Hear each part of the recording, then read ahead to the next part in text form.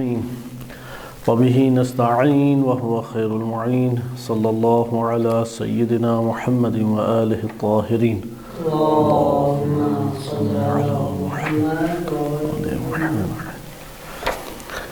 کل ہماری گفتگو جس موضوع کی پر جاری رہی ہے وہ عروض میں واسطہ ہے یا بدون واسطہ عروض کا حمل ہونا ہے، عروض یا حمل کا ہونا ہے۔ یہاں پہ ہماری مراد عروض سے حمل ہے۔ حمل بعض اوقات ذاتیات کا ایک ذات کے اوپر کیا جاتا ہے اور بعض اوقات خارج از ذات شے کا ایک شے کے اوپر حمل کیا جاتا ہے۔ اس کو اس طرح سے کہتے ہیں حمل یا حمل ذاتی ہے یا حمل عرضی ہے، یعنی محمول یا ذاتیات شمار ہوتا ہے ذات کی، ذات موضوع کی یا ذات موضوع کے لیے عرضی شمار ہوتا ہے۔ یہاں پہ ہم ایک دو نکات اور پڑھ لیں جو کہ مہم ہے، اور وہ ہے کہ انواع حمل۔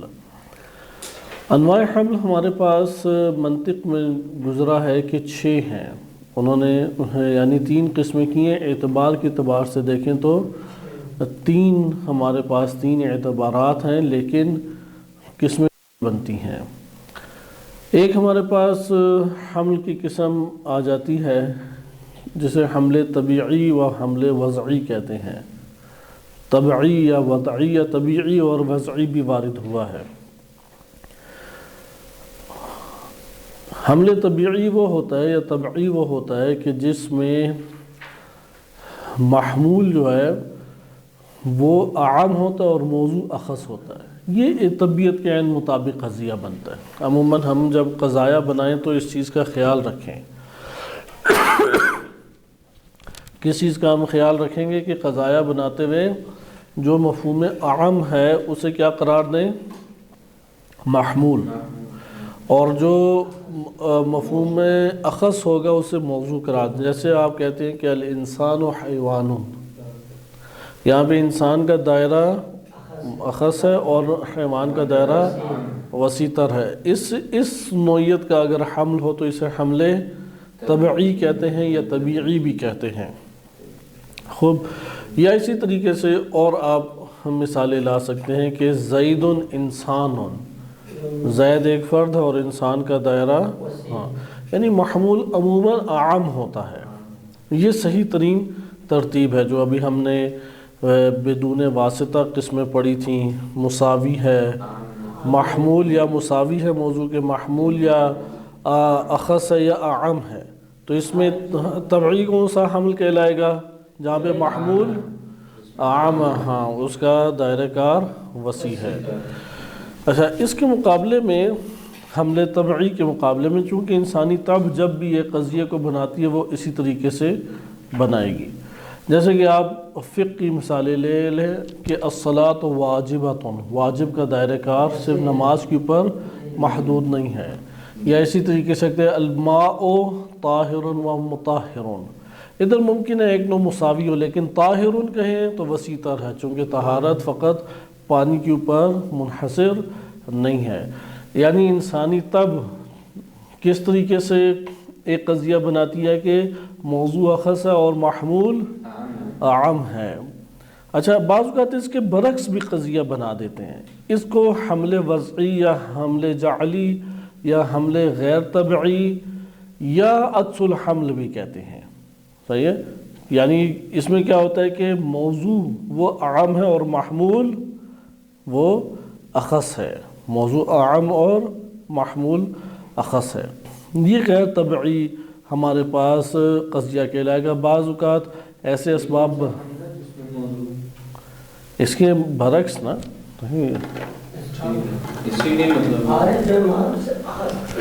عرض تو کیا کہ حمل طبعی کے مقابلے میں حمل غیر طبعی آئے گا، جسے حمل وضعی بھی کہتے ہیں اور حمل جعلی بھی کہتے ہیں اور عکس الحمل بھی کہتے ہیں۔ اس میں کیا ہوگا؟ اور محمول ہمارے پاس اخص آ جائے گا۔ صحیح ہے؟ اس صورت میں ہمارے پاس چونکہ بعض اسباب ایسے وجود میں آتے ہیں کہ ایسا حمل کرنا پڑتا ہے، انسان کو ایسے حمل کو وجود دینا پڑتا ہے۔ ابھی ہم اس کی تفصیل میں نہیں جاتے، کہ اسباب کیا ہو سکتے ہیں اس کے، البتہ جب بھی یہ ایک ضابطہ یاد رکھیں، جب بھی محمول وجود قرار پائے وہاں پہ یہ عکس الحمل ہے. جب بھی محمول وجود قرار پائے تو وہاں پہ عکس الحمل پایا جاتا ہے. وہاں پہ اخص کو ہم کیا کریں گے، حمل کریں گے کس پر؟ اعم پر، چونکہ وہ حقیقت اس طریقے سے ہے. تو یہاں پہ میں آپ کے سامنے 3 قسمیں پہلے لکھ دیتا ہوں، یہ جو 3 اعتبارات ہیں اور اس سے 6 قسمیں حمل کیجیے، کیونکہ آج ہم حصہ زیادہ پڑھیں گے. یہ منطق کے مباحث ہیں، چونکہ حمل ایک دفعہ حمل ذاتی ہوتا ہے. یہ تب ہوتا ہے کہ جب محمول ذاتیات پر مشتمل ہو. صحیح ہے؟ کس کے؟ ذات موضوع کے. اور ایک دفعہ حمل عرضی ہوتا ہے جب محمول عرضی ہو. یہ ایک صورت ہمارے پاس ہے. یہاں پہ آ جائیں حمل کی. حمل طبعی، جسے طبیعی بھی کہا جاتا ہے، اس کے مقابلے میں کیا ہو جائے گا؟ حمل غیر طبعی، اس کو عکس الحمل بھی کہتے ہیں، یا اس کا نام ہے حمل وضعی یا حمل جعلی. عموماً طبیعت انسان اس نوع کا حمل وجود دیتی ہے. صحیح ہے؟ طبیعت انسان کا تقاضا ہے کہ محمول اعم ہو اور موضوع اس کی نسبت کیا ہو؟ اخص.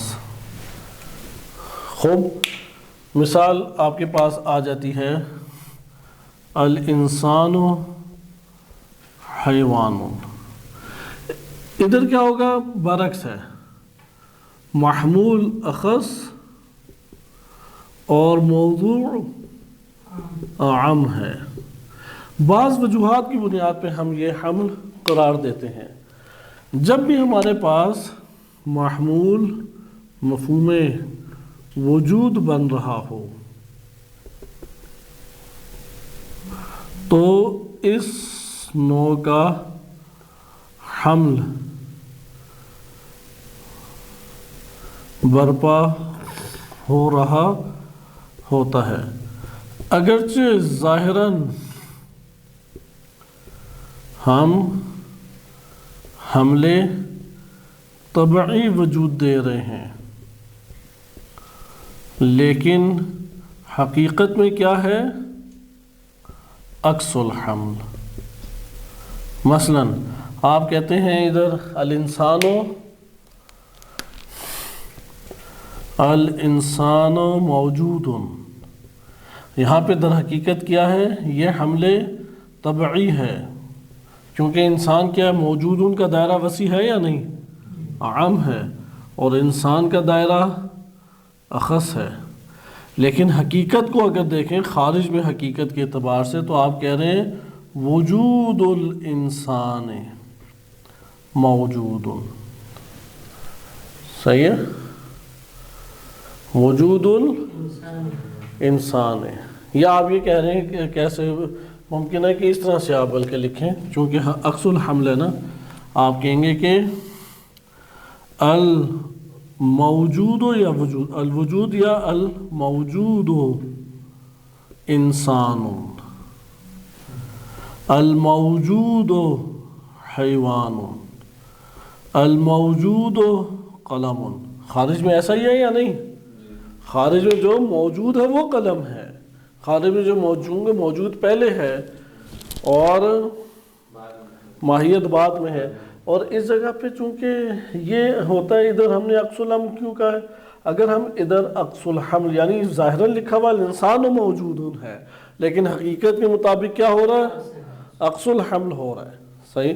یہ کیوں ذہن اس طرح بنا دیتے ہیں؟ ذہن چونکہ ماہیات سے زیادہ مانوس ہوتا ہے، اس لیے وہ ترتیب تبدیل کر دیتا ہے ذہن میں. خارجی ترتیب کیا ہے؟ وجود پہلے ہے پھر ماہیت، یعنی وجود قلم پہلے ہے پھر قلم آتا ہے اس پر۔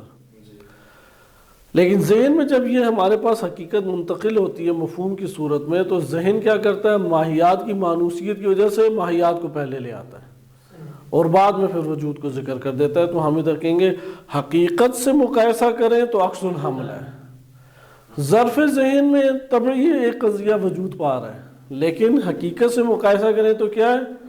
عکس الحمل ہے۔ یہ بس ایک مثال حمل کی دی تھی کہ بعض اوقات ایسے حمل بھی آ جاتے ہیں۔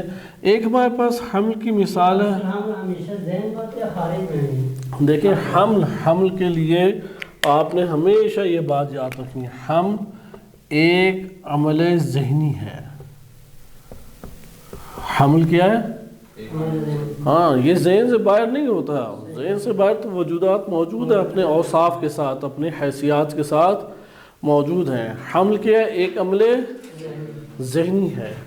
ہمارے پاس اگلا آ جاتا ہے حمل ذاتی ہے اور حمل شائع صناعی ہے۔ اس کے بعد ہمارے پاس آ جاتا ہے حمل مواتات اور حمل اشتقاق۔ ابھی ہم ان حمل کی وضاحت میں نہیں جاتے، سوائے ذاتی سے مراد یہ ہے کہ موضوع کے اجزاء محمول قرار پائیں۔ یہ علوم میں بہت استعمال ہوتا ہے، صحیح ہے؟ مثلا الانسان حیوان ناطق، حمل ذاتی۔ حمل شائع صناعی یعنی ادھر آپ دیکھیں موضوع اور محمول میں صرف ایک فرق ہے، دونوں متحد ہیں، ذاتاً متحد ہیں موضوع اور محمول، صحیح ہے؟ موضوع اور محمول ذاتاً متحد ہیں، اور فرق کیا ہے دونوں میں؟ اجمال اور تفصیل کا۔ اجمال کس میں ہے؟ موضوع میں، اور محمول مفصل ہے۔ حمل شائع میں موضوع اور محمول ہر دو کا مفہوم جدا ہے، لیکن دونوں کے مصادیق یکساں ہیں۔ مثلا آپ کہتے ہیں کہ الانسان ضاحک، ادھر دیکھیں انسان اور ضاحک دونوں کا مفہوم کیا ہے؟ جدا۔ انسان کا مفہوم کیا ہے؟ حیوان ناطق، اور ضاحک یعنی جو ہنسنے والا، مفہوم دونوں کا جدا ہے یا نہیں؟ لیکن مصادیق خارجی وہ یکساں ہیں، وہ متحد ہیں، دونوں ایک ہی ہیں۔ جو حیوان ناطق ہے وہی بس ہنستا ہے اور کوئی ہنستا نہیں ہے۔ جی ہاں جی، یہ آپ نے ملاحظہ کیا کہ حمل کی ہمارے پاس تقسیم آ گئی۔ اب ہم اس سے آگے چلتے ہیں، چونکہ آپ جب بھی حمل کر رہے ہوں گے، وہ جو آپ کی خدمت میں ذکر کیا گیا ہے گزشتہ درس میں، ایک طولانی چارٹ، اس کے مطابق ایسا ہو سکتا ہے کہ محمول اخص موضوع سے قرار پائے، لیکن یہ عکس الحمل ہوگا۔ اس لیے ہم نے واسطہ جب واسطہ داخلی ہو، کیونکہ ایک دفعہ بالواسطہ اور ایک دفعہ بدون واسطہ، اگر بالواسطہ ہو تو واسطہ یا داخلی ہے یا خارجی ہے، واسطہ داخلی میں ہم نے تیسری قسم کو ترک کر دیا تھا، کیونکہ وہ ایک نوع عکس الحمل ہے۔ حمل مواتات اور اشتقاق یہ بھی واضح ہے۔ حمل مواتات کو حمل ہوا بھی کہتے ہیں، یعنی جو موضوع ہے وہی محمول ہے، کوئی ان میں اس اعتبار سے فرق نہیں ہے، جو موضوع ہے وہی محمول ہے۔ اور اس کے بعد ایک آ جاتا ہے حمل اشتقاق۔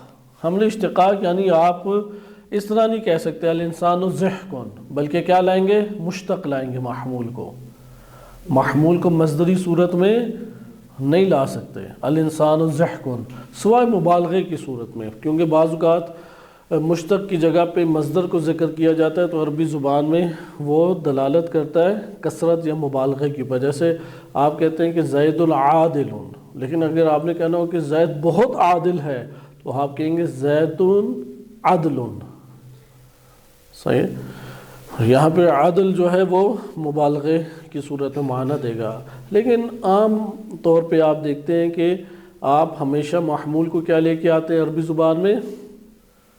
مشتق، لیکن جب آپ یہ فقہ اور اصول یا حدیث تفسیر میں جا کے قضایا بنائیں گے، ان چیزوں کی رعایت کرنا پڑے گی آپ کو۔ اگر آپ نے طبی طور پہ قضیہ نہیں بنایا تو قضیہ اپنا مفہوم صحیح ادا نہیں کرے گا، اس لیے ہماری بھرپور کوشش کیا ہونی چاہیے کہ جب ہم قضایا بنائیں، چونکہ اب ایک دو درس کے بعد ہم کاملاً وارد ہو جائیں گے برہان کے اندر، اور یہ گزشتہ دروس میں جو ہم نے اصطلاحات پڑھی ہیں یہ بار بار کام آئیں گی۔ مثلا آپ اس طرح قضیہ نہیں بنائیں گے کہ الماء مثلا طہرن، صحیح ہے، الماء طہرن نہیں کہیں گے، بلکہ کیا کہیں گے؟ طاہر، مشتق لائیں گے۔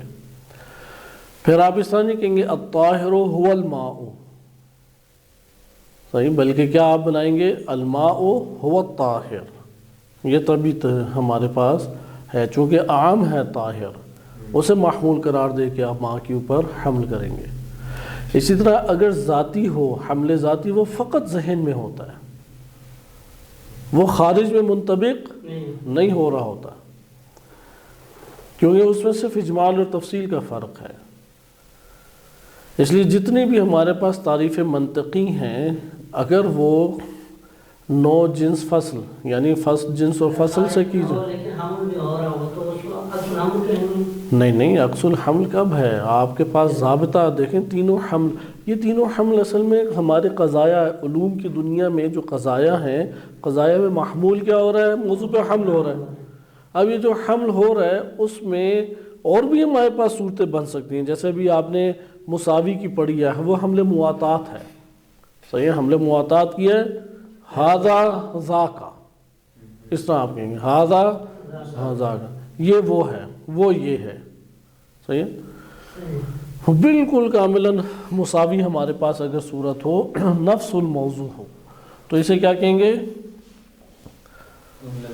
حمل مواتات ہم کہیں گے، کیونکہ جب بھی آپ کلیات خمس جو ہم نے پڑھی ہیں، نو جنس فصل، ان میں سے اگر آپ ذاتیات کو لے لیں، ذاتیات کا حمل جب کیا جاتا ہے ذات کے اوپر، تو یہ ایک ہی ہیں دونوں، جسے آپ حمل ذاتی پڑھ رہے ہیں، وہ حمل مواتات بھی اس صورت میں آ سکتا ہے، چونکہ دونوں میں کوئی فرق ہے، دونوں ایک ہی ہیں۔ اور حمل اشتقاق میں صرف انہوں نے یہ بات بیان کی ہے کہ اس میں آپ نے مشتق صورت میں محمول کو لانا ہے، صحیح نہیں ہے کہ آپ مصدر کی صورت میں لے آئیں۔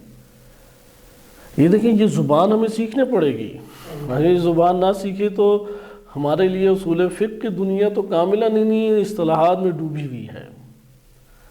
علم فقہ میں بھی جب تجزیہ تحلیل فقی کرتا ہے تو وہ اسی طرح کی زبان استعمال کرتا ہے۔ یہ زبان علمی زبان کسی دور میں ہوا کرتی تھی، یہ اس دور کی زبان ہے کہ جب سائنس اور دینی علوم ایک ہی علم شمار ہوتے تھے، دینی سائنسی علوم کو خارج از دین نہیں شمار کیا جاتا تھا، لہٰذا اس دور میں سائنٹسٹ جو مسلمان سائنٹسٹ تھے، انہوں نے سائنس کی دنیا میں جو زبان استعمال کی، وہی زبان کہاں پہ استعمال ہوئی؟ دینی دنیا میں بھی استعمال ہوئی، اور اس کا فائدہ تھا اس دور میں، چونکہ اصطلاحات سے علوم جو ہیں وہ پہچانے جاتے ہیں، تو بعض اصطلاحات مشترک تھی، جیسے قضیہ ہو گیا، مسئلہ ہو گیا، موضوع ہے، محمول ہے، نسبت ہے۔ اب یہ تقریباً ایک ہی زبان ہے۔ حمل کی بھی اسی طرح صورتیں ہیں، تمام علوم میں حمل ہو رہا ہے قضیے میں، اور حمل آئینہ ہے در حقیقت خارج کا، صحیح ہے، خارج میں ذات اپنی خصوصیات کے ساتھ موجود ہے، اس کو جب آپ نے بیان کرنا ہے تو بیان کی زبان کیا ہوگی؟ خصوصیات کو ذات پر حمل کر رہے ہیں، واضح ہے یہ بات۔ لہذا یہ زبان آپ کے لیے کوئی مشکل نہیں ہے کہ حمل طبعی وہ کوئی ایسی چیز نہیں ہے، یہ محمول عام آپ لے کے آئیں۔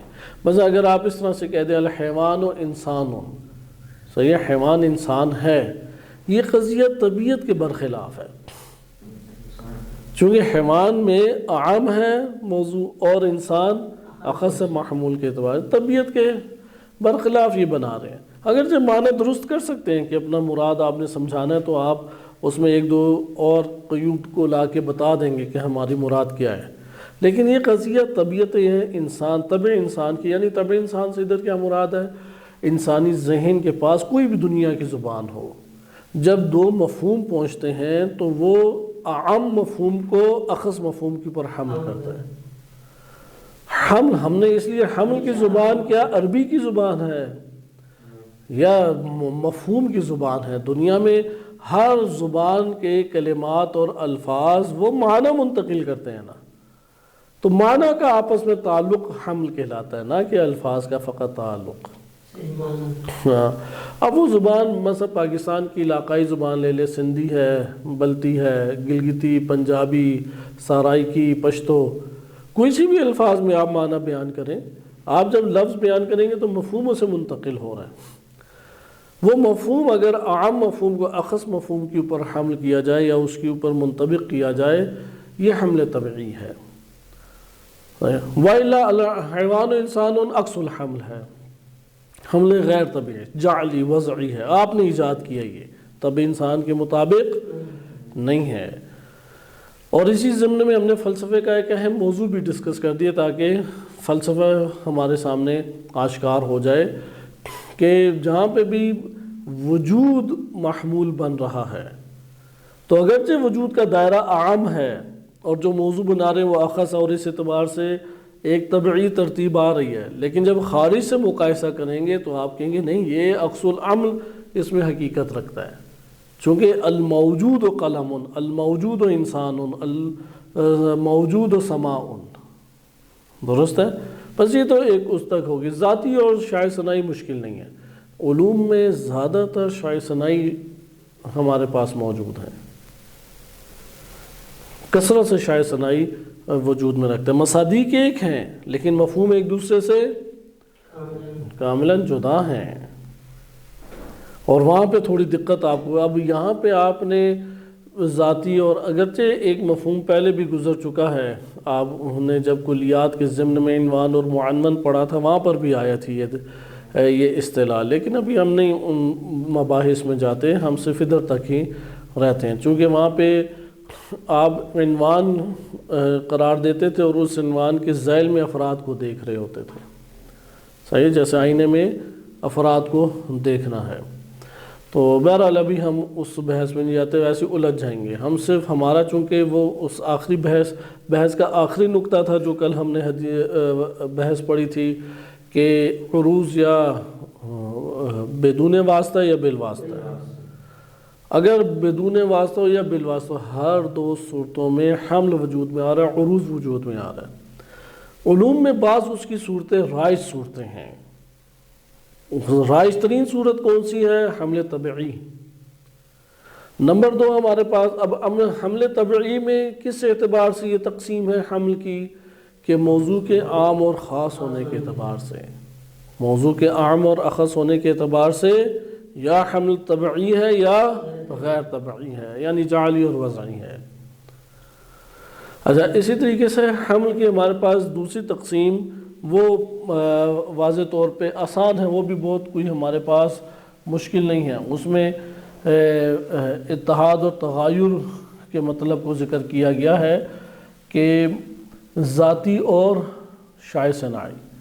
اس میں ہمارے پاس جو بنیادی چیز ہے کہ محمول موضوع کے، یعنی جو موضوع ہے اس کے ساتھ اس کا رابطہ وہ عین موضوع ہوگا یا عین موضوع نہیں، دو مختلف ہیں۔ البتہ ہر دو میں مصادیق یکساں ہیں، ذاتی اور شائع ثنائی میں مہم چیز کیا ہے؟ موضوع اور محمول ہر دو کے مصادیق یکساں ہیں، ذاتی میں تو یقیناً ہیں ہی ہیں، الانسان حیوان ناطق، لیکن شائع ثنائی میں اتحاد کہاں پر ہے؟ بس آپ علمی دنیا میں جہاں پر یہ بات بیان کرنا ہو کہ یہ افراد ان کے یکساں ہیں، مفہوم جدا ہیں، تو آپ یہاں پہ کہیں گے کہ اس جگہ محمول بحمل شائع ثنائی ہے، بس اتنا سا لکھا جائے گا، اب وہاں پہ طالب علم نے خود اب سارے کے سارے تگدو کرنی ہے، اصطلاحات کو یاد کرنے کی، حمل شائع ثنائی ہے، تو ساری توجہ اس کی کہاں چلی جانی چاہیے؟ مصادیق کی وحدت کے اوپر اور مفاہیم کے اختلاف کے اوپر۔ اچھا، اسی طریقے سے بعض اوقات حمل معاطات جنم لے رہا ہوتا ہے اور بعض خطا کرتے ہیں اور حمل اشتقاق کو وجود نہیں دیتے، اس لیے حمل کون سا ہونا چاہیے؟ اشتقاق کی صورت میں ہونا چاہیے۔ صحیح ہے؟ یہ ہمارے پاس ایک نوع حمل کی بحث تھی۔ آئیں اب ہم قضایا کے اندر ایک اور مرحلے میں داخل ہو جاتے ہیں، اور وہ مرحلہ ہمارے پاس یہ ہے کہ قضیہ اور اس کی اقسام۔ لیکن جب ہم قضیہ کہتے ہیں تو اس جگہ پہ اول چیز انشاء کو باہر نکالنا، چونکہ انشاء میں قضاوت نہیں ہوتی، قضیہ قضاوت سے ہے کہ خارج میں جو حقائق موجود ہیں ان حقائق کے ترجمان کے طور پہ جو قضیہ انسانی نفس نے وجود دیا ہے، وہ قضیہ اگر قضاوت عقل کے مطابق عین حقیقت کے مطابق ہے تو وہ قضیہ صادقہ کہلائے گا، اور اگر مطابق نہیں ہے تو قضیہ کاذبہ کہلائے گا۔ لہذا قضیہ وہ ہوتا ہے جسے صدق اور کذب سے آپ متصف کر سکتے ہیں، اگر جو صدق اور کذب سے متصف نہیں ہو سکتا وہ نہیں ہے قضیہ۔ لہذا انشاء یہاں پہ ہماری بحث سے باہر نکل جائے گا۔ کیوں؟ کیونکہ انشاء میں آپ خارج میں مطالبہ کر رہے ہیں ایجاد کرو، کوئی چیز ایجاد ہی نہیں ہے، خارج میں کوئی چیز ایجاد نہیں ہے۔ یہاں پہ آپ قضیہ وہ ہوتا ہے کہ جس میں ایک چیز ایجاد ہے، ثابت ہے، موجود ہے، نفس نے جو اس کی ترجمانی کرتے ہوئے قضیہ بنایا ہے، آیا وہ مطابقت رکھتے ہیں یا نہیں؟ قضاوت عقل آ کے کرے گی۔ یہاں پہ دوسری چیز کہ اب اسے کلیات کے اوپر فنی طریقے سے یہ کیسے پہنچاتے ہیں، لہذا یہاں پہ اب ہم نئی بحث میں وارد ہوں گے۔ قضیے کی تعریف کیا اور لذات ہی کی جو ایک قید لگائی گئی ہے وہ کس مورد کو خارج کرنے کے لیے تھی، ان بحثوں میں نہیں وارد ہوں گے۔ قضیہ آپ کو پتہ لگ گیا کہ انشاء کے مقابلے میں ہے، اور کس کے مقابلے میں قضیہ آ جاتا ہے کہ جہاں پر نہیں آپ مقایسہ کر سکتے۔ صحیح ہے؟ قضاوت نہیں ہے عقل کی، بس جس مورد میں بھی قضاوت نہیں ہے وہ قضیے کے دائرے سے خارج ہے، وہ تصدیق ہو ہی نہیں سکتی نا۔ تصدیقات ہمیشہ قضیہ کے باب سے ہوتی ہیں، تصدیقات یہ علم کلام میں ہمارے لیے بہت مہم ہے، تصدیقات ہمیشہ قضیہ کے باب میں ہوتی ہے۔ قضیہ حقیقت میں ہوتا کیا ہے کہ ایک جز کا دوسرے جز کے اوپر حکم لگانا۔ اب فلسفہ ادھر بہت دقت میں جاتا ہے کہ جو ہم ایک بحث پیچھے سے فشارتاً آپ کے سامنے ایک جملہ بیان کر چکے ہیں کہ اگر موضوع اور محمول میں سنخیت نہ ہو تو قطعاً محمول موضوع سے تعلق پیدا نہیں کر سکتا۔ بس آپ یہ نہیں کہہ سکتے کہ الشجر حجر، درخت پتھر ہے، الانسان حجر، یہ نہیں کہہ سکتے حقیقی معنی میں۔ تو لہذا ضروری ہے کہ محمول موضوع سے تعلق رکھ سکتا ہو خارج میں۔ بہرحال یہاں پہ ہم نے جس جہت سے دیکھنا ہے، چونکہ اب ہم اصول فقہ کی طرف آ گئے، ہم نے اپنے گزشتہ دروس میں جن نکات کو پڑھا ہے وہ کلامی اور فلسفی موارد کو زیادہ بیان کرتے تھے، صحیح ہے؟ لیکن اب ہم جس پہلو سے وارد ہو رہے ہیں، ہمارے پیش نظر ابھی کلامی اور فلسفی مباحث زیادہ نہیں ہے، بنیادی مباحث فقہی مباحث ہیں۔ فقہی مباحث میں چونکہ حکم لگایا جاتا ہے، محمول ہمیشہ کیا وارد ہوگا؟ حکم۔ محمول کیا کہلائے گا؟ وہ حکم کے اوپر مشتمل ہے، اور اس کو حمل کرنا کیا؟ خود حمل کرنے کو کہتے ہیں حکم لگانا۔ خود حمل کرنے کو کیا کہتے ہیں؟ آپ کے پاس کتنے نام آگے؟ ایک دفعہ نسبت نام رکھا، ایک مرتبہ عروض رکھا، ایک دفعہ حمل رکھا، لیکن اب ہم کیا لفظ استعمال کر رہے ہیں؟ حکم لگانا، محمول کا موضوع پر حکم لگانا۔ اسناد دینا بھی کہتے ہیں، لیکن یہ اصول فقہ میں کلمہ حکم لگانا آپ کے پاس زیادہ آپ کو دکھائی دے گا۔ مثلا آپ بناتے ہیں الانسان و حیوان الناطق، حیوان ناطق کا حکم کس پر لگایا؟ انسان کے اوپر لگایا گیا ہے۔ قضیہ ہمارے پاس صرف دو حصوں میں تقسیم ہوتا ہے، یہ قضیہ حملیہ ہے، یہ قضیہ ہمارے پاس شرطیہ ہے۔ قضیہ حملیہ اس کی بھی ہم زیادہ ابھی بحثوں میں نہیں جائیں گے، کہ جہاں پر بھی طرفین کے درمیان اتحاد پایا جاتا ہو یا اتحاد کی نفی کی جائے تو اس کو ہم کیا کہتے ہیں؟ قضیہ حملیہ.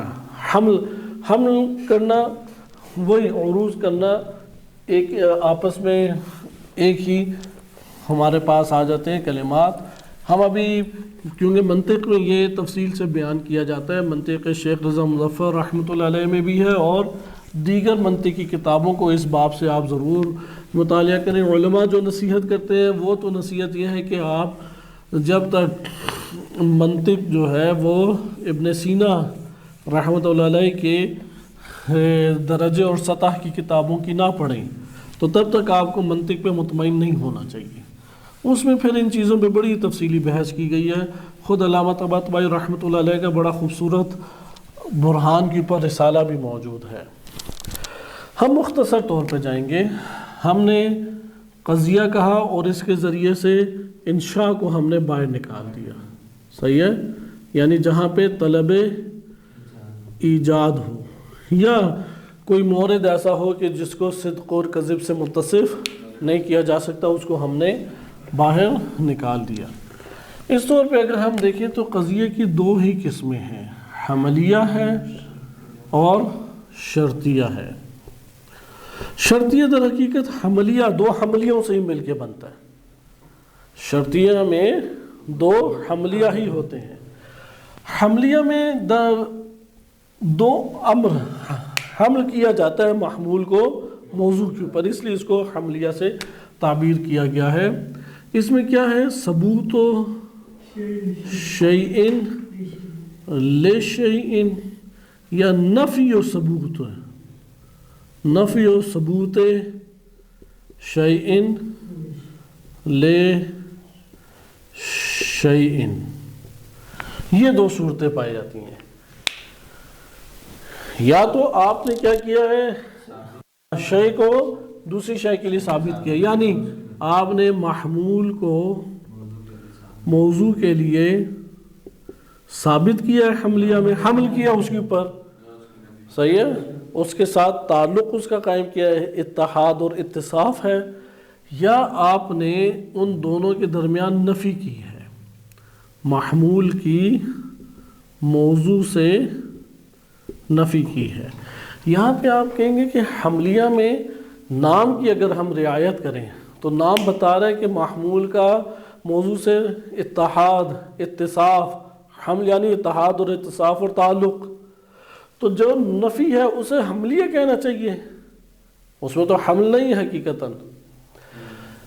یہ ابھی آگے جا کے ہمارے لیے مسئلہ مزید حل ہوگا. البتہ مجازاً اس کو ہم کہہ سکتے ہیں کہ یہ اپنے طور پہ حملیہ ہے، چونکہ آگے ہم اس کو انشاءاللہ اور بہتر طور پہ دیکھیں گے. بس حمل کرنے سے کیا مراد ہے کہ ان دونوں کے درمیان نسبت موجود ہے. نسبت کی پھر ادھر اور بحث کی جاتی ہے منطق میں. ایک دفعہ نسبت اندماجی ہوتی ہے اور ایک دفعہ نسبت غیر اندماجی. اندماج کہتے ہیں اس طرح سے دونوں کا جڑ جانا کہ کلمہ واحد بن جائے. دو کلمہ اندماج یعنی منظم ہو جانا، جڑ جانا. قضیہ اس وقت بنتا ہے جب قضیے کے اجزاء میں غیر اندماجی ربط پائے، یعنی اس کے دو جو مثلا آپ کہتے ہیں کہ القلم طویل، صحیح، القلم طویل، طویل ہونے کو آپ نے حمل کی ہے قلم کے اوپر. ادھر قلم جب آپ نے لفظ بولا تو یہ خود ایک معنی واحد دے رہا ہے یا نہیں، اور طویل ایک الگ سے جدا طور پہ معنی واحد دے رہا ہے یا قلم کی صفت کے طور پر آ رہا ہے. اگر آپ عربی جانتے ہیں، اگر صفت کے طور پہ آ رہا ہو تو القلم الطویل کہنا چاہیے نا. یہاں پہ طویل جدا مستقل معنی کے طور پر آ رہا ہے تو طویل کی نسبت دی جا رہی ہے نا. نسبت دیکھیں غور کریں اس جگہ کے اوپر، تھوڑی دقت کریں کیونکہ ابھی ہم اس میں وارد ہونا نہیں چاہتے. چونکہ حملیہ کے اجزاء بنیادی طور پہ 3 اجزاء ہوتے ہیں، بعض نے 4 بھی قرار دیے ہیں اور بعض نے 2 قرار دیے ہیں، یہ ابھی ہم بحث نہیں پڑھیں گے۔ معروف کیا ہے؟ 3 اجزاء ہیں، 3 اجزاء ہیں۔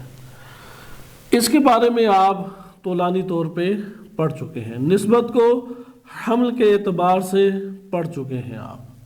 خوب، یہ نسبت اب 2 حصوں میں تقسیم ہوتی ہے، ایک ہے نسبت اندماجی اور ایک ہے نسبت غیر اندماجی۔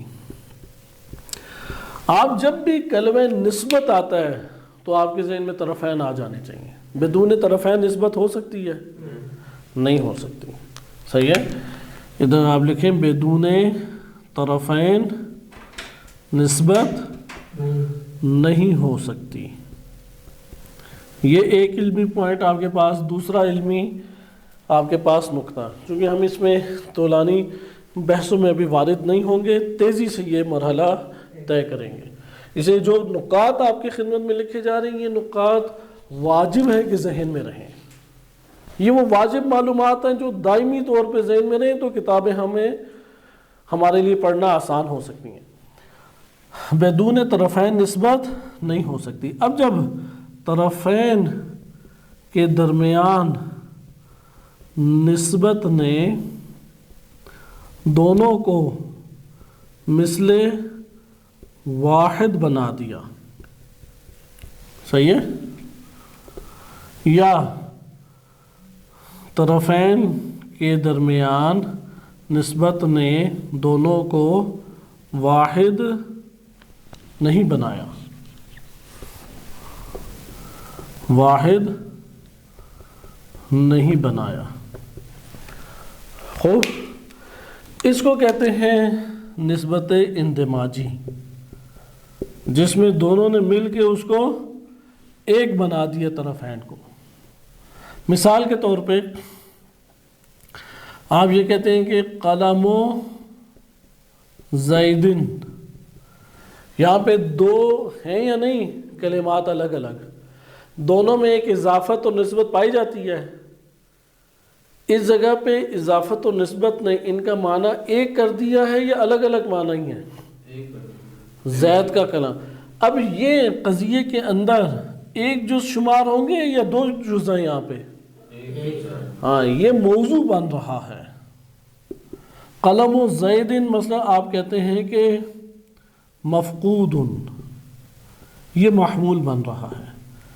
لہذا جب بھی نسبت اندماجی ہوگی وہ قضیے کا حملیے کا ایک جز بن جائے گا، جبکہ قضیہ کب وجود میں آتا ہے؟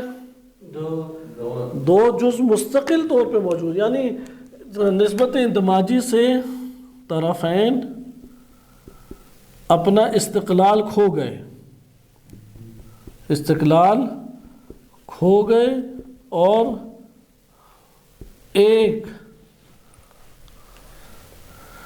ایک معنی اختیار کر گئے۔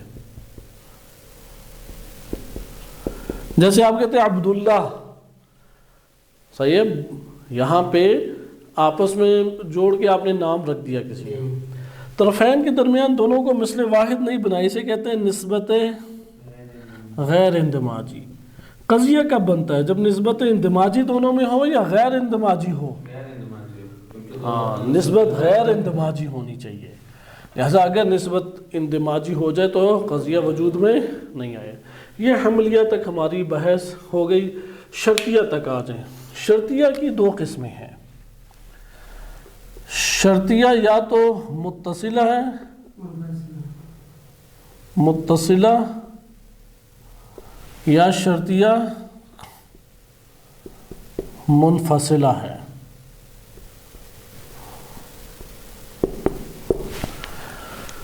شرطیہ متصلہ منفصلہ یہ 2 حملیہ سے مل کر بنتے ہیں۔ ان کے اندر اگر متصلہ میں کیا ہے کہ شرط کے جو ادوات ہیں ہر زبان میں جدا جدا ہوتے ہیں۔ عربی میں جیسے ان ہے، لو ہے، اذ ہے، اذا ہے، ادوات شرط نے آ کے دونوں کو متصل کر دیا۔ کیسے کہ جو دو حملیہ ہیں ان میں سے ایک دوسرے کے اوپر موقوف ہے. متصلہ کیا بتاتا ہے؟ ایک دوسرے کے اوپر موقوف ہیں کہ اگر ایک نہیں ہوگا تو دوسرا بھی وجود نہیں رکھے گا. خوب ہے. مثلا آپ کہتے ہیں کہ یہ ہمارے لیے علم فقہ میں بہت زیادہ اہمیت کا حامل ہے.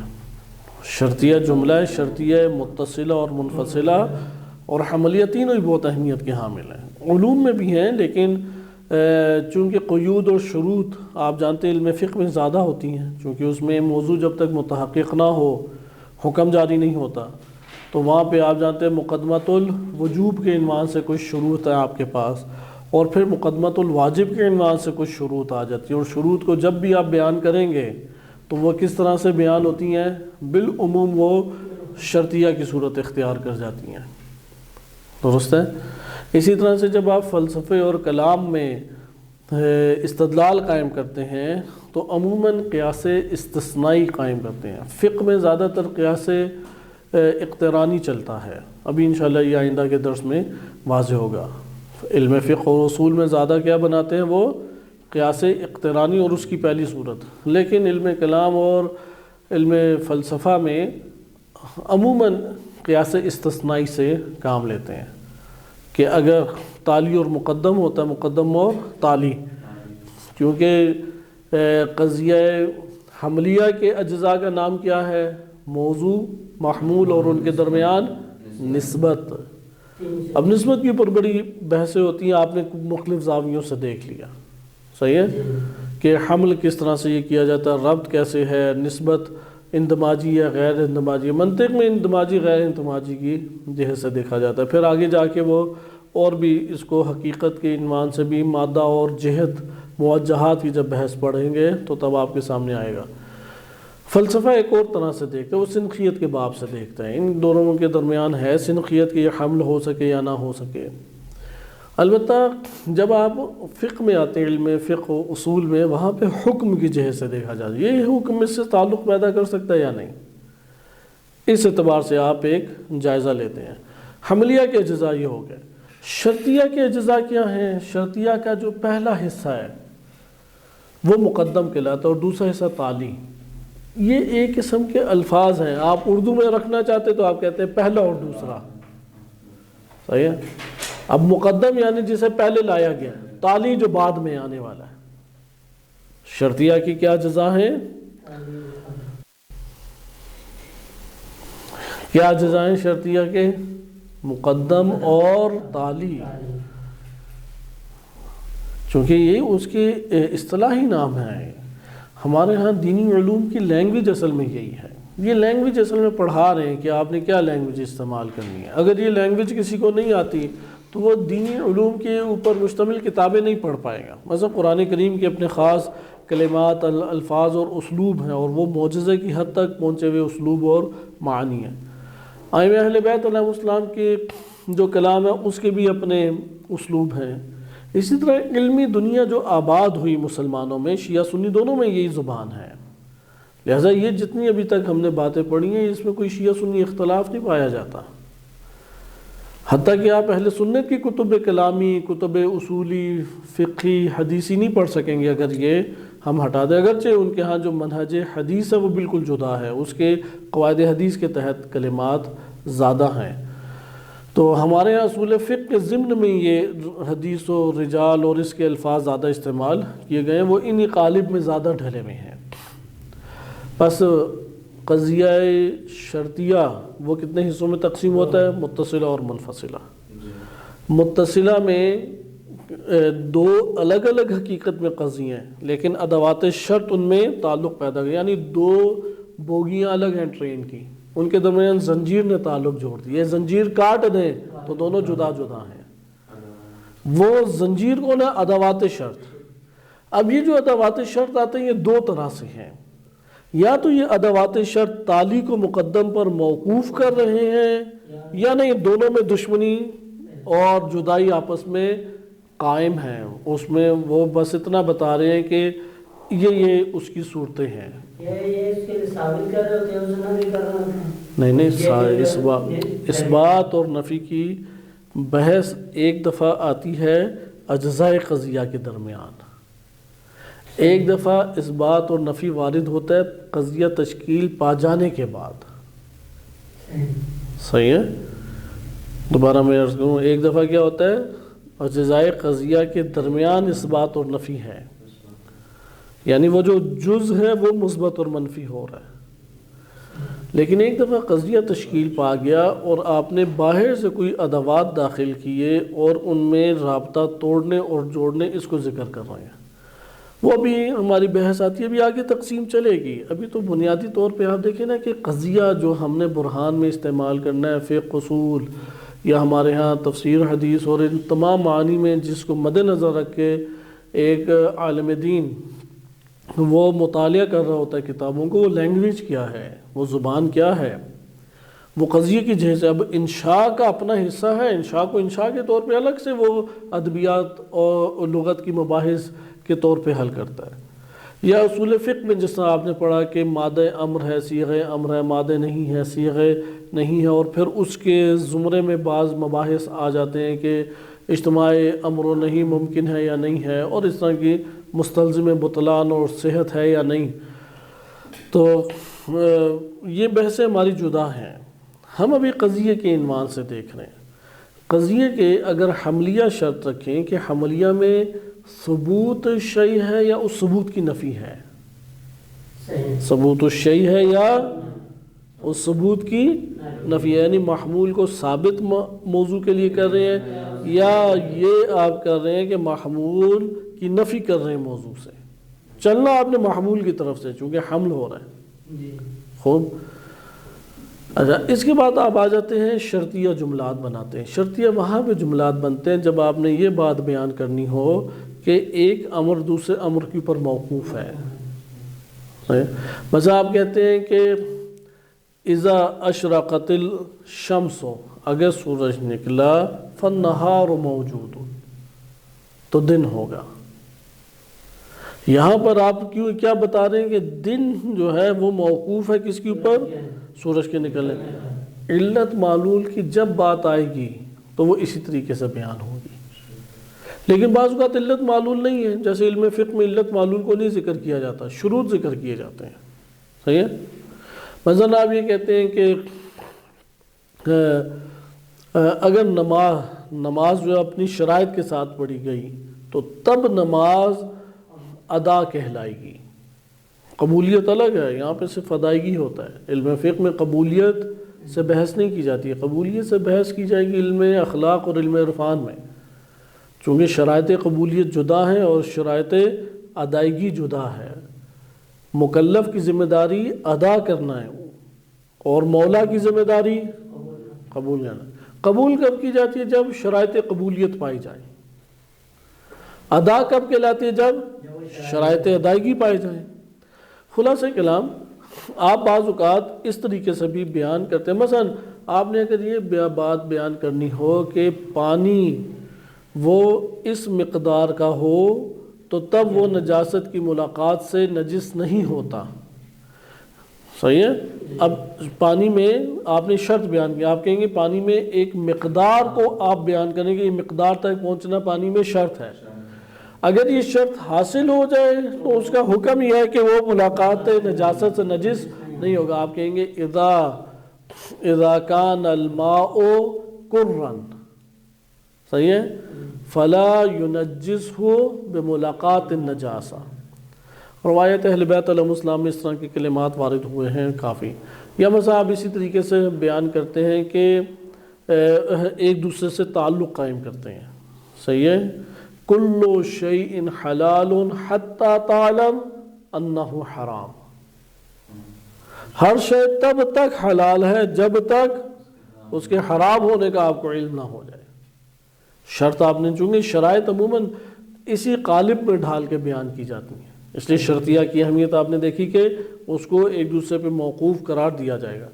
یہ شرطیہ متصلہ ہو گیا کہ جس میں اس کا پہلا جو جز ہے وہ کیا کہلائے گا؟ مقدم، اور دوسرا جز تالی، اور ان میں جو تعلق آپس میں اتصال کا ہے. علت معلول کا مورد تو شامل ہے، لیکن علت اور معلول کے علاوہ بھی شامل ہے۔ علت اور اعتباریات میں بھی نا، اعتباریات میں علت معلول نہیں ہوتا۔ مطلب میں اعتبار کر رہا ہوں کہ پانی کڑ تک پہنچ جائے تو پھر ملاقات نجاست سے نجس نہیں ہوگی، یہ کوئی علت معلول نہیں ہے، سورج کا نکلنا جن کے وہ علت معلول ہے۔ لیکن علت معلول میں آپ منحصر نہیں کر سکتے اس امر کو، محدود نہیں کر سکتے، متصلہ جو شرطیہ متصلہ ہے اسے محدود نہیں کر سکتے۔ میں اس لیے آپ نے جب بھی آپ نے کسی بھی علم میں آپ نے یہ بیان کرنا ہے کہ ایک جز دوسرے جز پر موقوف ہے۔ مثلا آپ کہتے ہیں کہ اذا جاء زید فاکرمہ، تو تب میں اس کا احترام کروں گا، اگر آ گیا تو احترام کروں گا، وإلا احترام نہیں کروں گا۔ اب وہ پھر مفہوم کی بحث آتی ہے اصول فقہ میں، مفہوم ادھر سے لے سکتے ہیں یا نہیں۔ لیکن آپ نے دیکھا کہ ان میں اجزاء کو اب یاد کریں، قضیہ شرطیہ کے اجزاء کیا ہیں؟ پہلا جز مقدم، دوسرا جز تعلیق اور نسبت اتصال کی ہے۔ یہ میں پہلے بھی عرض کر چکا ہوں، خود کلمات جو ہیں علمی دنیا میں وہ خود آدھا معنی بیان کر رہے ہوتے ہیں۔ مثلا محمول کو محمول کیوں کہتے ہیں؟ اسے حمل کیا جاتا ہے، صحیح ہے۔ موضوع کو کیوں موضوع کہتے ہیں؟ کیونکہ اس کو اس لیے وضع کیا گیا کہ اس کے اوپر حمل کیا جائے، اسے ایجاد اس لیے کیا گیا کہ اس کے اوپر حمل کیا جائے۔ نسبت کو نسبت کیوں کہتے ہیں؟ کیونکہ دونوں طرف سے وہ منسوب ہے، دونوں کو پکڑے ہوئے ہیں، ایک طرف کو نہیں پکڑے ہوئے نسبت، دونوں طرف۔ میں نے تو یہ جب آپ نے ضابطہ ادھر لکھا نا کہ جب بھی کلمہ نسبت آئے تو کیا ذہن میں آنا چاہیے؟ طرفین، طرفین کے بغیر نسبت وجود ہی نہیں رکھتی۔ خوب، قضیہ منفصلہ، اچھا اس کو رابط بھی کہتے ہیں، یہ جو اتصال ہے، رابطہ اتصال یا رابط بھی کہتے ہیں۔ جہاں تک قضیہ ہمارے پاس منفصلہ ہے تو منفصلہ میں رابطہ انفصال ہوتا ہے، صحیح ہے۔ رابطہ کیا ہے؟ اس میں انفصال ہے۔ مقدم تالی تو ہوں گے نا، کیونکہ یہ شرطیہ کے اجزاء ہیں، متصلہ ہو یا منفصلہ ہو، ہر دو صورتوں میں ان کے درمیان کیا ہے؟ اگر رشتہ اتصال اور تعلیق یعنی معلق کر رہے ہیں کوئی دوسرے پہ تو یہ متصلہ ہے، اور رشتہ تعلیق اور اتصال نہیں ہے، دونوں فاصلے سے ہیں اپنی جگہ۔ بس آپ کہتے ہیں العدد اما زوج اما فرد، آپ پہلے فرد کو لیں، زوج کو لیں، زوج کو لیں، فرد کو لیں، کوئی فرق پڑتا ہے؟ ادھر آپ صرف اتنا چاہ رہے ہیں کہ میں عدد کے تمام جوانب کو بیان کر دوں۔ بس آپ کہتے ہیں کہ الوجود اما واجب اما ممکن، آپ یہ کہہ رہے ہیں ان دو کے علاوہ کوئی اور احتمال بن نہیں سکتا۔ یہ حقائق کی زبان فلسفے میں اسی طرح سے آئے گی۔ مثلا آپ فلسفے میں عموماً جو ہمارے پاس تقسیمات ہیں حقائق کی وہ منفصلہ ہی کے زمرے میں ہیں، کیونکہ متصلہ بھی اپنی جگہ بیان ہوتی ہے، لیکن عموماً ہاں اس میں کیا ہوتا ہے؟ منفصلہ کے ذریعے سے عموماً گھیرا جاتا ہے جوانب کو، منفصلہ کے ذریعے سے بتایا جاتا ہے ہماری بحث بس ان دو کے درمیان ہے، جہت کو مقید کیا جاتا ہے۔ لیکن جب بھی آپ نے تعلیق اور متوقف ہونے کو بیان کرنا ہے وہاں پہ کیا بنے گا؟ قضیہ متصلہ۔ مثلا فلسفے میں جب علت معلول کی بحث آئے گی تو قضیہ متصلہ آ جائے گا، خوب۔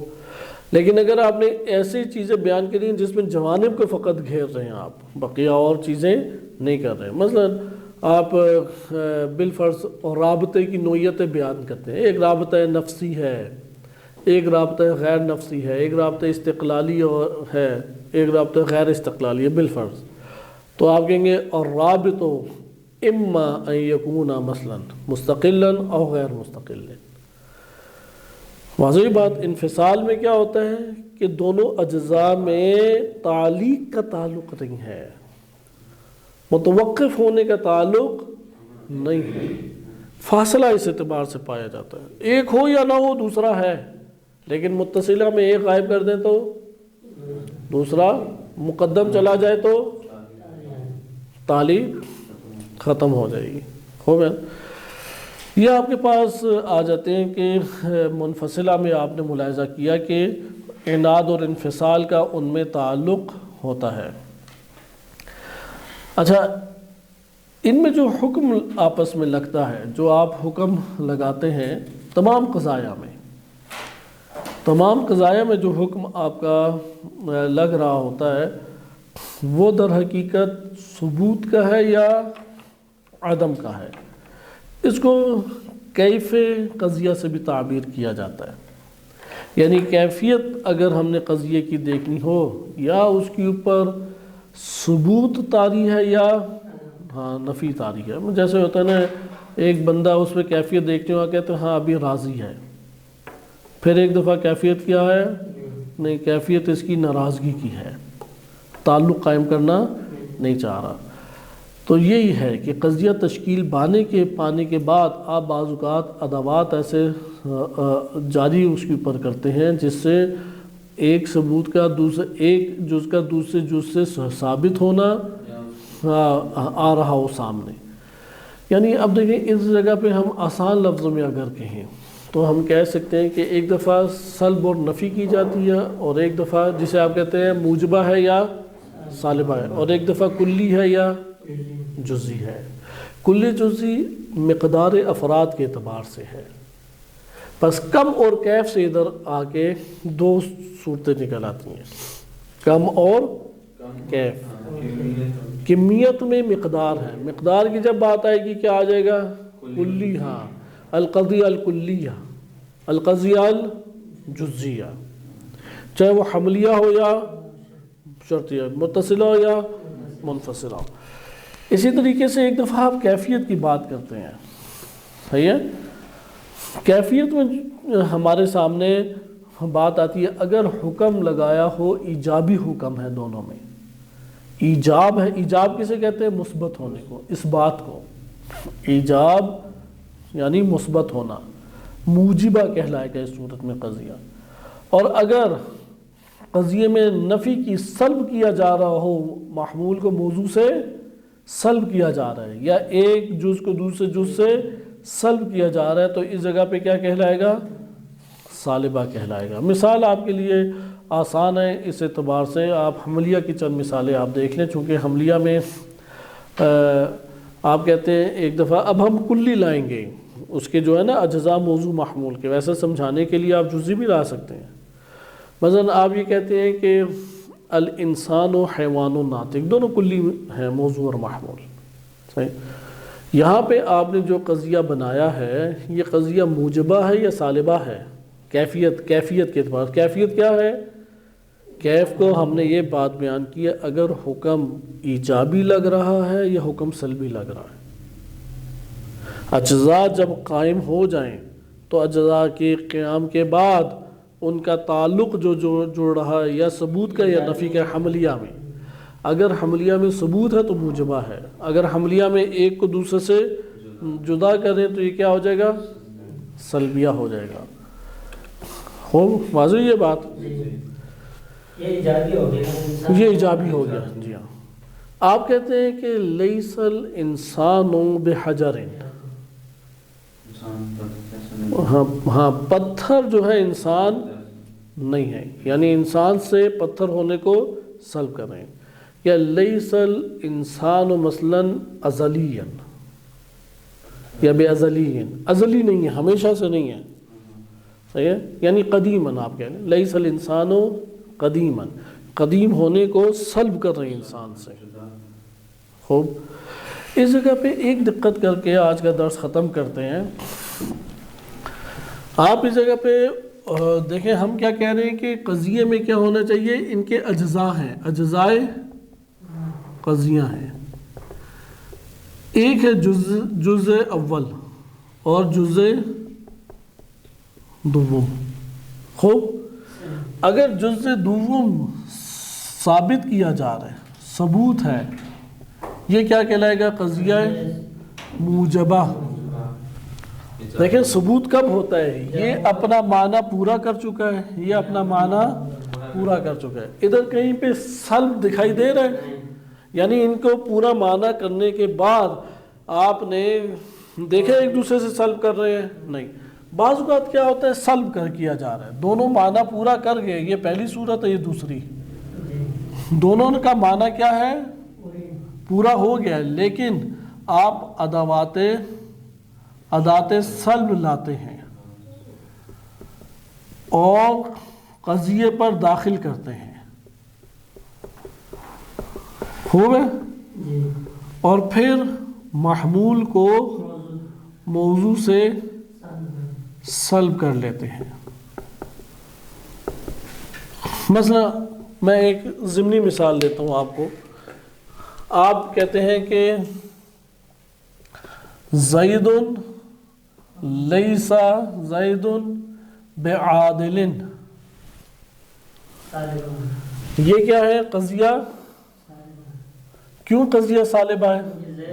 نہیں یہ نہیں، آپ کہیں کہ یہ میں اس لیے بات بیان کروں کہ ایک اور نقطہ ذکر کرتا ہوں، یہ اس لیے کہہ رہا ہوں آپ ادھر کہیں کہ جز اول اور جز دوم جب معنی مکمل ہو گیا صحیح، تو قضیہ تشکیل پانے کے بعد آپ نے ادوات سلب کو داخل کیا ہے، قضیہ تشکیل پانے سے پہلے داخل کیا ہے نہیں۔ عربی میں اس طرح بھی لکھا جاتا ہے زید لیس بعادل، ادھر لیسا اور ایک ہی چیز ہے، یہاں پہ دیکھیں لیسا کس پر داخل ہے؟ زید پر داخل ہے یا عادل پر داخل ہے یا پورے قضیے پہ داخل ہے؟ اتصال ہمیشہ شرطیہ میں ہوتا ہے۔ ابھی زید کے اوپر لیسا ہے، آپ ادھر ابھی اس جگہ پہ دیکھیں کیونکہ ہم حملیہ کے بات کریں، لیسا زید پر داخل ہے یا عادل پہ داخل ہے یا پورے قضیے پر داخل ہے؟ پورے قضیے پر داخل ہے۔ ادھر کیا ہے؟ ہاں مکمل قضیے پر، اگر مکمل قضیے پہ داخل نہ ہو تو قضیہ کیسے سالب ہے؟ آپ کہیں گے جزء قضیہ سالبہ۔ جو ہم زید لیس بعادل لیس نسبت نہ ادھر بھی ایک ہی ہے، دونوں ایک ہی چیز، نہیں نسبت نہیں بننا، یہ صرف عربی کا اسلوب ہے۔ زید مبتدا ہے، لیسا میں ہوا ضمیرہ جو لوٹ رہی ہے، لیکن لیسا داخل قضیے پر ہی ہے۔ یہ آپ نے خود دقت کرنی ہے، میں اس لیے یہ دو اسلوب الگ الگ لکھے کہ آپ نے عربی قواعد سے نہیں یہ پہچاننا، آپ نے معنی سے پہچاننا ہے۔ چونکہ سلب بعض اوقات پورے قضیے پر داخل ہوتا ہے اور بعض اوقات ایک جز سلبی ہوتا ہے، ایک جز سلبی ہوتا ہے۔ قضیہ سالبہ کب ہوتا ہے؟ جب قضیہ خود سالبہ ہو، جب پورا قضیہ سالبہ۔ قضیہ موجبہ کب ہوتا ہے؟ جب پورا قضیہ موجبہ ہو، نہ یہ کہ اس میں ادوات سلب ہے۔ یعنی ادھر طلاب بعض اوقات اشتباہ کر جاتے ہیں، علوم میں یہ ہمیں بہت کارآمد ہے یہ نقطہ، اس لیے میں یہ ذکر کر رہا ہوں، ساری ہم بحثیں نہیں ذکر کر رہے، وہ جو ہمیں علوم میں بار بار پیش آتی ہیں وہ میں آپ کے سامنے ذکر کر رہا ہوں۔ دیکھیں جب آپ کہتے ہیں نا قضیہ سالبہ، تو اس کا کیا مطلب ہے؟ موضوع محمول اور نسبت کے تشکیل پانے کے بعد سلب ہو رہا ہے، صحیح ہے؟ جب آپ کہتے ہیں قضیہ موجبہ تو کب ہے؟ کہ جب پورا قضیہ موجبہ ہو۔ اس لیے سالبہ قضیہ کب کہلائے گا کہ ادوات سلب یا سلب کب واقع ہوا ہے؟ پورے قضیے کے اوپر سلب واقع ہوا ہے، ایک جز کے اوپر نہیں ہے۔ بعض اوقات ایسا ہوتا ہے، چونکہ اب آپ کے سامنے یہ جب بات آئی تو ادھر سے میں دو مثالیں لکھوں گا، اس میں ہم دیکھیں گے کہ آپ نے بتانے قضیہ سالبہ ہے یا قضیہ موجبہ ہے۔ خوب، مثلا آپ لکھتے ہیں کہ زید غیر عادل، یا آپ یہ کہتے ہیں کہ غیر عالم قائم، اور ایک دفعہ آپ کہتے ہیں کہ لیس العالم قائما مثلا۔ اب آپ بتائیں یہ تین الگ الگ قضائیں ہیں، یہ پہلی چیز آپ نے کیا دیکھنی، حملیہ یا شرطیہ؟ یہ قضایا تینوں کیا ہیں، حملیہ یا شرطیہ؟ شرطیہ دیکھیں ادوات شرط نہیں ہے تو شرطیہ نہیں ہے، بہت آسان ہے یہ شرطیہ کو پہچان۔ یہ قضیہ کیا ہے حملیہ میں، موجبہ یا سالبہ؟ یہ سالبہ ہے، آپ کی نظر میں سالبہ، آپ بیان کریں۔ سالبہ۔ یہ قضیہ کیا ہے، موجبہ یا سالبہ؟ یہ سالبہ ہے، اور یہ قضیہ کیا ہے؟ آپ نے صحیح معیار کو نہیں پکڑا، اس وجہ سے یہاں پہ اشتباہ کیا۔ میں نے عرض کیا نا کہ ہاں آپ نے دیکھے کہ ہم نے کیا معیار پڑھا ہے، پورا سلب ہو رہا ہو، پورا سلب نہیں، کل قضیہ پہلے جملات کو دوبارہ دیکھیں. اگر قضیے کے اوپر سلب آ رہا ہو وہ قضیہ سالب، چونکہ نام سے پتہ لگتا ہے نا قضیہ سالب. ادھر جز سالبہ ہے، ان جگہوں پہ دیکھیں اس جگہ پہ قضیہ سالبہ یا جز سالبہ ہے، تو پھر کیوں کہہ رہے ہیں قضیہ سالبہ؟ وہ تو آپ نے لکھنے کی وجہ سے نہیں حسن لکھنے کی وجہ سے تو ہے، یہ تو معنی میں آپ نے دقت کرنی ہے نا. اس لحاظ سے سالبہ تو نہیں. اس کے نتائج آگے بہت ہمارے سامنے مختلف نکل آتے ہیں بعض جگہوں پر، خصوصاً جب ہم وارد ہوتے ہیں نا فلسفہ عرفان اور کلام اور ان مباحث میں، وہاں پر نتائج مختلف نکل آتے ہیں. کیونکہ اس جگہ پر نسبت ایجابی ہے، ادھر بھی نسبت ایجابی ہے، ادھر نسبت سلبی ہے. چونکہ لیسا نے آ کے نسبت کو سلب کر دیا ہے، ادھر موجبہ ہے، یہ ادھر بھی موجبہ ہے. اگرچہ ابھی معنی میں فرق آپ کو نہیں لگ رہا، کیونکہ اگر آپ غور کریں تو معنی میں فرق ہے. ادھر نسبت کیا ہے؟ ایجابی. ادھر نسبت کیا ہے؟ ایجابی. ادھر نسبت کیا ہے؟ سلبی. آپ دیکھیں پھر معنی نہ دیکھیں، ابھی اس طریقے سے معنی نہیں. اجزاء معنی سے میری مراد یہ تھی کہ آپ نے اجزاء کو دیکھنا ہے. اجزاء آیا سلب جو ہے وہ اجزاء کے اوپر وارد ہے یا قضیہ سالبہ ہے. ایک دفعہ جزء قضیہ سالبہ ہوتا ہے اور ایک دفعہ مکمل قضیہ سالبہ ہوتا ہے. ہم جس کو موجبہ اور سالبہ کہتے ہیں وہ کون ہے؟ جزء قضیہ، اجزاء قضیہ یا خود قضیہ؟ خود قضیہ. تو اگر جز آ جائے تو پھر وہ قضیہ نہیں ہوگا. آپ نے دیکھنا ادھر نسبت کیا ہے، جو نسبت ہوگی اس حساب سے وہ قضیہ ہوگا. پھر وہی آپ اصل میں اس کی حقیقت کو غور نہیں کر رہے. دیکھیں جب نسبت ایجابی ہو تو اس کا کیا مطلب ہوتا ہے؟ محمول موضوع پر حمل ہو رہا ہے. اور اگر نسبت سلبی ہو تو محمول موضوع پر حمل نہیں ہو رہا. یہ زمین آسمان کا فرق ہے دونوں میں. ایک دفعہ آپ کہہ رہے ہیں کہ غیر عادل، زید عادل نہیں ہے. اس طرح دیکھیں اس طرح سے آئیں گے تو پھر آپ لینگویج نہیں، علمی لینگویج پہ نہیں غور کر رہے، اردو والا ہی اپنا ذہن چلا رہے ہیں. آپ نے علمی دنیا میں کیسے آنا ہے؟ آپ نے اجزاء، کیونکہ لینگویج اس کی علمی لینگویج یہ ہے نا کہ آپ نے نسبت کو ادھر مد نظر رکھنا ہے. قضیہ میں اصل حقیقت کس کی ہے؟ نسبت کی ہے. یہاں پہ آیا نسبت ایجاب ہے، یعنی محمول کو موضوع پہ حمل کیا جا رہا ہے، ادھر حمل ہو رہا ہے. سالب قضیہ سالبہ میں حمل کو سلب کیا جا رہا ہے. یہ دونوں ایک ہی چیز ہیں.